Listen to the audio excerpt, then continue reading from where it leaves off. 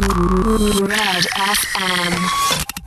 Shaun's only really just getting going with us as well. You know, he's really enjoying it. He's feeling more and more comfortable every week, and he's a bigger and bigger influence all the time, you know. It is tough, you know. I've obviously followed Shaun for a long time. I don't know the quality of play here is, but look, if you look what's happened in the two World Cups previous for him, where he was in the panel for both, didn't play a game in the first one and got injured in the first game of the next, you know.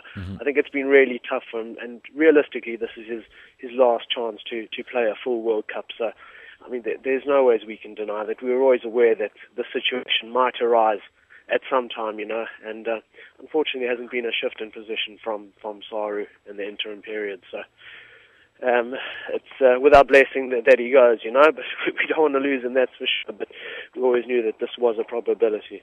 Yeah, how would you describe the contribution he's made to Munster so far? Obviously, he's been here a fairly short time and came in for a lot of what I thought was unfair criticism in the early weeks of his time with Munster, but he was left out of the side then obviously around Christmas time, but he bounced back very well, got 3 tries in consecutive games, I think, around Christmas, and he's been absolutely fantastic.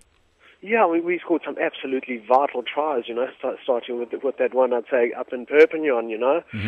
At a time in the game where we really needed a boost like that. But look, yes, it did take a little while to settle in. But I think that his quality has really come through. You know, from week to week now, you're seeing improvements, and I'm pretty sure it's only going to get better before the end of the season. Yeah, and the problem with losing a player like Jean de Villiers is that you have to replace him, and it's going to be difficult to bring in somebody to match that calibre, isn't it? Yes, yeah, it is. Look, it's obviously coming up to the year preceding the World Cup as well, so everyone's sort of hedging their bets when it comes to selection, especially the most high-profile players, you know.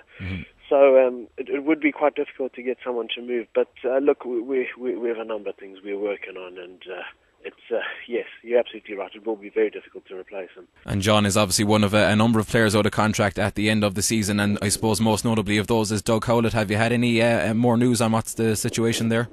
Yeah, look, we at the minute, obviously there's a whole lot of players who are out of contract at the end of the season. We've been working away on this since last year already.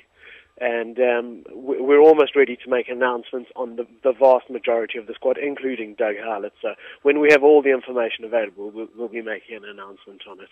Just very finally, Shaun, I want to ask you about Gerry Flannery. Obviously disappointing news for him this week that he's got a 6-week ban. He's going to miss the rest of the Six Nations, but I suppose the good news for Munster is that he'll be back in time for the Leinster game, and then crucially the Northampton quarter-final as well. Yeah, I mean, yeah. It is, I suppose you'd hardly say it's good news as such, you know, for Gerry with a 6-week ban, you know. It was a really unfortunate incident, you know, and I think it was I think Gerry himself, when he said he looked at it again, he actually couldn't believe, you know, what had happened. But for his Six Nations aspirations for Ireland, obviously it's a horrible blow, but fortunately for us, you know, we'd have him back by the Leinster game. Red FM.